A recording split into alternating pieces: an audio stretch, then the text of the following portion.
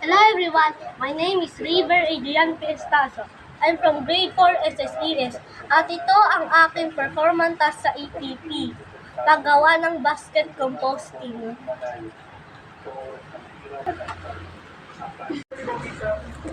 Basket composting. Ang basket composting ay isang organikong abono na gawa sa mga nabubulok na balat ng gulay, tuyong dahon, dumi ng hayop at lupa. Ginagawa ang basket composting kung walang hardin o malalaking espasyo para gumawa ng compost pit. Tara, gawin na natin. Una, ihanda ang mga kailangan. Mga tuyong dahon, dumi ng hayop, mga eggshell, mga bulok na prutas at gulay, plastic container na may butas sa ilalim at lupa.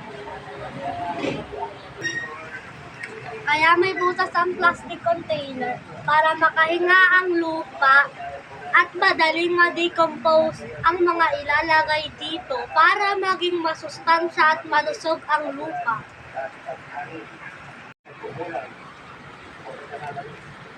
Pangalawa, maglagay ng sapat na dami ng lupa sa plastic container at ilapat ito ng maayos.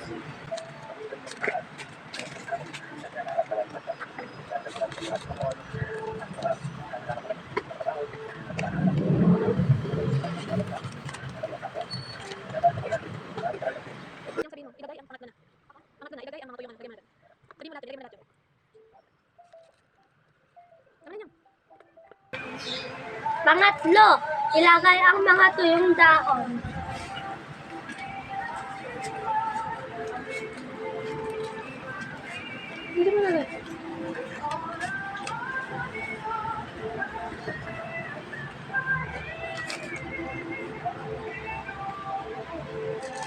Ilagay ang balat ng itlog.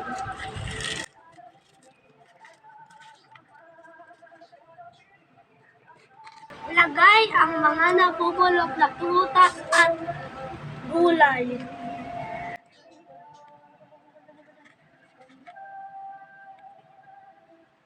At ilagay ang dumi ng hayop.